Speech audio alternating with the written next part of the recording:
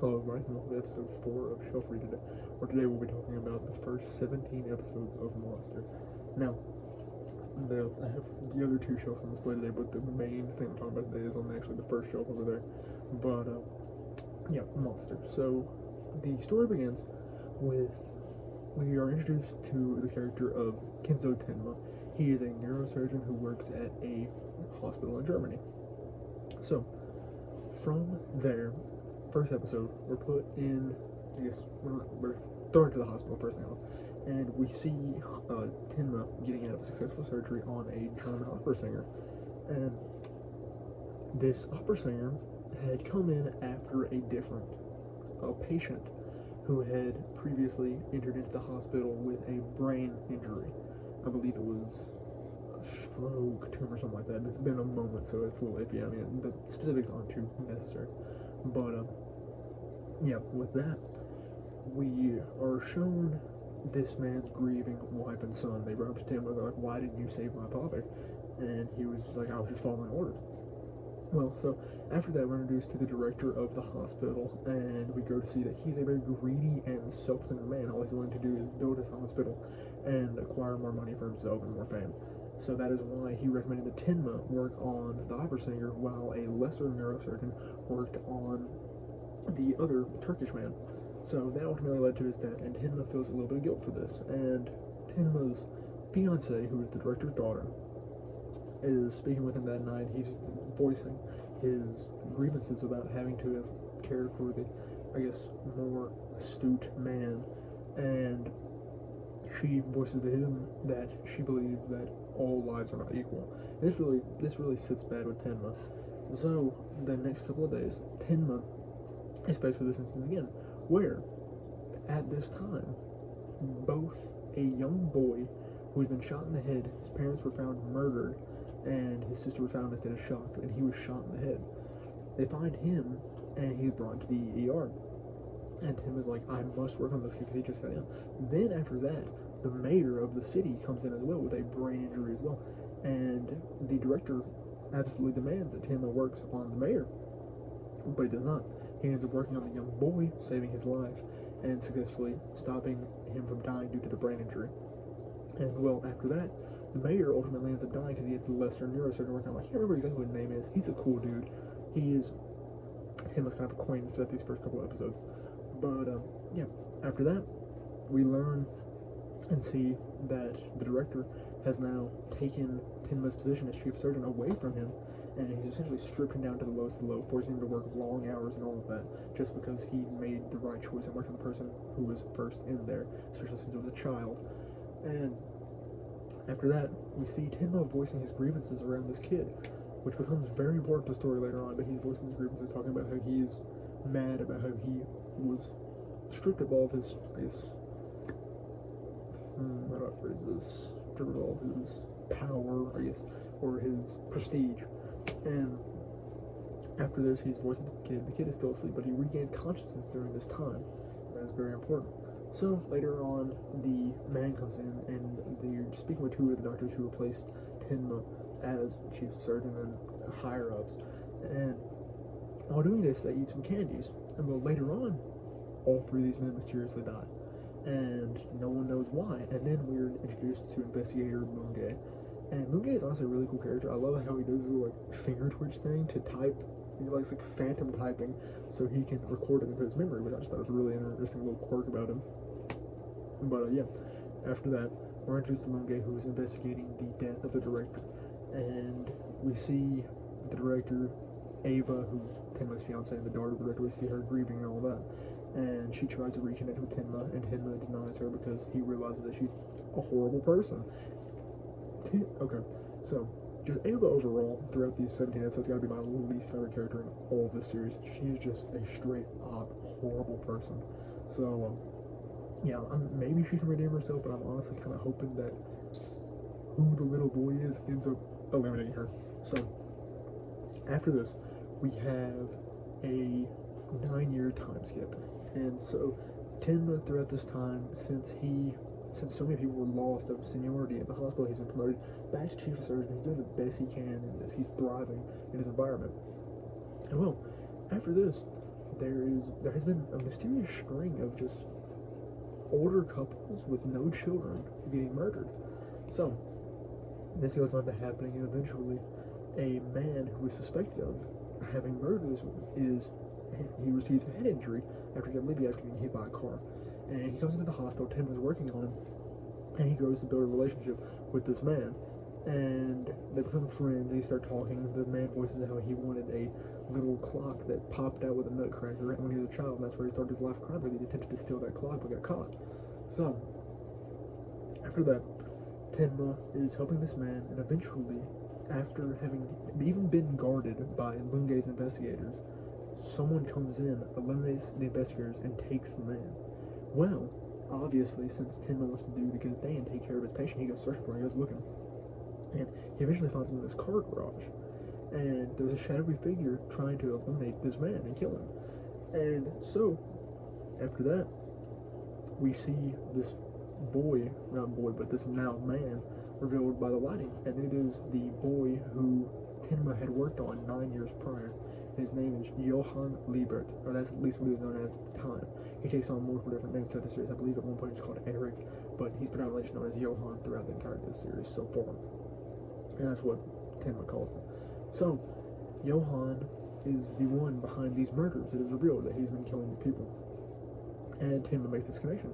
Well, afterwards, after having eliminated this victim and all of that, and then, leading on further, Tenma begins to search for Nina, or her name was Ava Liebert, Anna Liebert at the time, but eventually becomes known as Nina. And so Tenma starts looking for his sister, because he's like, I gotta figure out what happened with Johann and all that. So he goes on looking for her, and eventually he finds her. And at this time, Johann is also looking for her, and he eventually lures her to Heidelberg Castle, because she lives in the town of Heidelberg. And there, she is told to stay there, because he says Johann is coming for this random guy. Well, Tenma ends up getting there as well after contacting the parents of Nina, and with the help of this journalist throughout the way, he's been slowly connecting the dots, finding Nina and all that. And this journalist, I really liked him. He was only there for a brief time, but because he ultimately does end up dying. But he was a cool, interesting character. I was really hoping he'd get to redeem himself, but he didn't, sadly. But yeah, he goes on from that, and they end up going to Heidelberg Castle, where Tenma is forced to apprehend the man to keep him from shooting him and Nina, to just protect them both. So he apprehends him by using his tie, and he ties him up, and they end up leaving. Then they come back to Nina's house, and her parents are dead, and so is the journalist. Johann got to them. So then, after that, they meet with these investigators, and the investigators, they seem kind of sketchy, and they end up being, so they are bought out by Johann. And so they eventually end up escaping from them into the woods, and then it is shown that Johann also killed the person that Tenma had tied up with his tie. And Lunge finds this. He finds the tie, and then presumes that Tenma killed these people, and was a suspect in killing Nina's parents. So, after that, they go on, and then Nina and Tenma eventually begin to part ways, and then we have a brief training arc, where Tenma is under the tutelage of this dude by the name of, I think his name is Bernhardt, and he is a ex-militant. He's done a bunch of stuff, fought in Nicaragua, stuff like that. So he trains Tenma. Tenma becomes a phenomenal shooter. He becomes just an overall more athletic man than he previously was, and due to obviously his steady hands as being a military, he's a great shot. So he is combat trained. Then after that, we move along, and we end up going to, I believe, the first thing after that is Otto. Yes. Okay, so he meets this thief on the streets. His name's Otto Heckler. Otto Heckel. And Otto, he's just a goofy guy, I like him. But, he ends up getting in contact with Otto Heckel. And Heckel ends up trying to finagle Tenma into working for him, because he knows that there's a market for underground surgeons, and he eventually just puts him in a job without Tenma knowing, and so he's forced to go and take care of this dude. But after realizing what this dude has done, he realizes that he's a terrorist who has attacked a president of a corporation, and he killed an innocent woman on accident while in this. And so Timba's refusing to work on it. But then when the man gives his story, Timba's like, okay, I understand what you did. You understand what it feels like to fear death. So I'll work on you. He at least staunches the bleeding and takes him to the forest to where he will instantly be apprehended by the police or shot. And eventually, him and his accomplice give themselves up and are taken in by the police, which is the right thing to do. And I'm glad Timba had that effect on him. And that's the thing. Throughout these later, last, I think it's 9 or 10 episodes of the first 17 episodes of the show, we really see a lot of how Tenma affects people. So, after that, we go on to a town where Tenma is looking for more information on the upbringing of Johan and Anna, specifically Johan. And so he ends up finding about this orphanage, 511 Kinderheim. And with this, he ends up meeting a man. His name is Hartman, and Hartman tells him all about Kinderheim, about the orphanage, about the area, stuff like that. And he has this little boy who he's taking care of. His name's Dieter. Dieter, he's goated too. But yeah, Dieter, or Dietar, it's one of that. I'm just gonna say Dieter for now. But yeah, Dieter is just a little boy, and he mentions he wants a soccer ball. Timba goes get him a soccer ball, and Timba also ends up speaking with this other orphanage worker, and she tells him about the horrors of 511 Kinderheim. And eventually, he comes over with a soccer ball. And Timba realizes this boy has been beaten very severely. So he rescues him from Hartman, takes him to the hospital, where he leaves him for a brief time, and then he goes back to speak with the orphanage woman. And so, during this brief time, Timba told him to let no one else take him. Well, Hartman ends up revealing that he is the father of Dieter, or Dietar, to the hospital workers, so they naturally let him have him. But that is obviously not good because he's been beating him, and he's a horrible man who's been doing child experimentations at 511 Kinderheim. So, from that, they go on to eventually end back up at Kinderheim. Timba chases Hartman all the way to Kinderheim, and once they get there, there's this really cool scene where it is revealed that Johan is a controller of men. He's been so since he was a child. He caused all of this stuff to break down at Kinderheim because they all ended up killing each other there. And Johan was the culprit behind all that. So, we get this back, I guess kind of a little bit of backstory. And eventually, Hartman ends up freeing Dieter. Well, he doesn't free him, but he's allowed by his own will to go to Tenma, and Dieter ends up following Tenma. And Tenma tries to get rid of Dieter after this, but he ultimately can't because Dieter wants to be with Tenma because Tenma's one of the few people who's been nice to him. He gave him the soccer ball and all that. He fulfilled his dream of having a soccer, which is adorable. I loved it. But then after that, they end up going to a small town where they meet this local doctor. His name is Dr. Schumann. Schumann is just a local man. He is not really well at doing external injury stuff, so Timba helps him out because he's more of an internal medicine guy, as Schumann is. And so they go about their thing. There's this woman of a mother of a police officer who ends up having a subarachnoid hemorrhage, I believe it is, or just brain hemorrhage. But yeah, they end up having that. He ends up saving her. The police officer tries to turn him in, but when he comes in, he realizes that he's operating on his own mother. And he's like, I want to stay here, but I'll make sure you don't go. And eventually, the cop realizes that Timba is a good guy. He hasn't done anything wrong. So eventually, they end up allowing him to leave the city easily.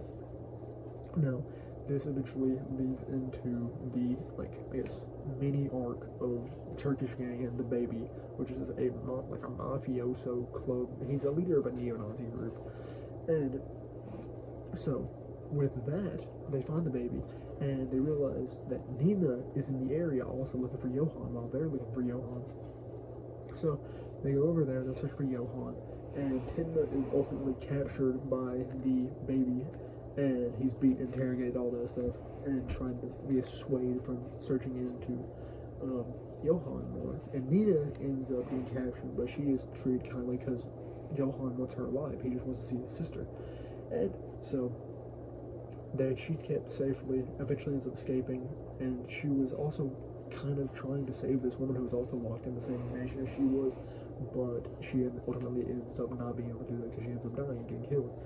So after that, we have her going and just doing her own thing for a little bit, and then Timma and her both realize that the Turks have not the Turks, but the neo-Nazis have a plan to burn up this Turkish area of the town because they're neo-Nazis, they're racist and all that. So they have prejudices for no reason against the Turks. And the Turks, Tenma and Dieter, because Dieter also ends up getting captured, and they almost kill him, but he's ultimately saved. And Dieter and Tenma Dieter, Tenma, Nina end up meeting with them as well. And they end up wanting to save the Turks because the Turks are good people, they haven't done anything wrong. So they go and try and stop the fire, which they ultimately end up doing. Otto helps as well because throughout this whole thing, at the beginning of the arc, he tried to sell a rug, which is a fake, and he saw that the real rug was in there. He stole the rug, and then when they were at the fire, the gasoline lit and all that, and the only way to stop it was with him sacrificing his rug. So he sacrificed his rug and showed that he's actually a good man. And so sacrifices rug. And then after this, we see a brief moment where Nina was wanting to go with Tenma and Otto and Dieter to chase after Johan, because Johan had left a message in the mansion which Nina had been briefly apprehended in. And she chases after them and is like, okay, I know that I have now learned that Johan has two separate personalities. And this is briefly hinted at earlier on with him speaking about the monster and him continuously growing in size. And so we learn that Johan has split personality. So I don't know if I'm not no psychologist, but I believe it's probably something like DID, dissociative identity disorder. But I don't know if split identity and dissociative identity are the same thing. Like I said, not a psychologist, but I mean, I guess it's just a common misconception if it is one. But yeah, so it is ultimately revealed that Johan is a good person. Not a good person.